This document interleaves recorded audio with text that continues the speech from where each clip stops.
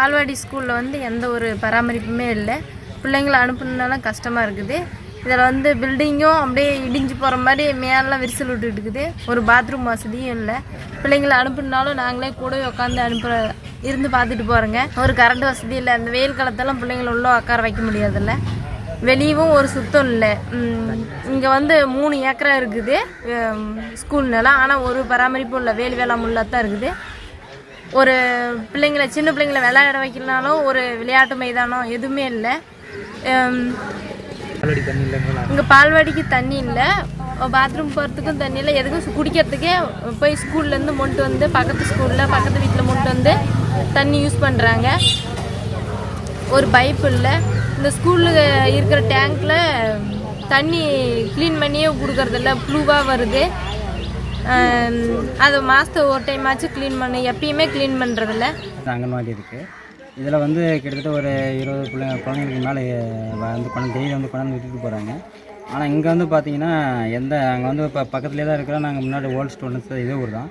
இங்கே வந்து உள்ளார வந்து பார்க்குறோம். உள்ளார வந்து பார்த்தோம்னா எந்த ஒரு அடிப்படை வசதிங்கிறது எதுவுமே கிடையாது.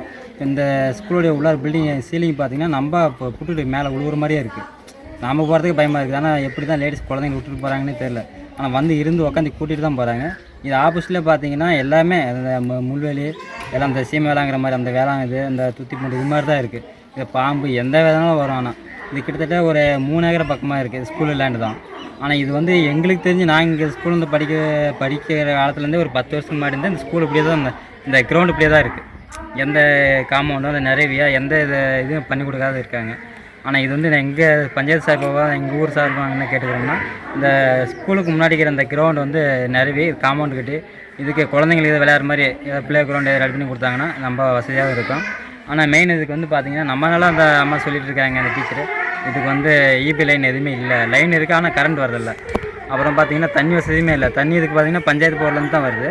அந்த பஞ்சாயத்து டேங்கில் பார்த்திங்கன்னா எங்களுக்கு தெரிஞ்சு வந்து பார்த்திங்கன்னா இது வரைக்கும் எப்பயுமே கழுவுனாங்க நிலைன்னு கூட தெரியல. டெய்லியும் பார்த்திங்கன்னா தண்ணி பிடிக்கும் போது ஒரு கூட 2 கூட பார்த்திங்கன்னா எல்லாமே கலங்களாக வரது கூட மெயின் என்னன்னா புழு அப்படியே தண்ணியிலே வரும். எங்கள் வீட்டில் சொல்லுவாங்க தண்ணியாகவே தண்ணியில் புழுவாகவே வருது அப்படின்னு சொல்லிட்டு. நாங்களும் பல முறை சொல்லி பார்த்தோம்.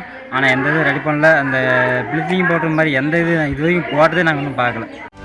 செய்திகளை உடனுக்குடனும் துல்லியமாகவும் தெரிந்து கொள்ள சப்ஸ்கிரைப் பண்ணுங்கள்.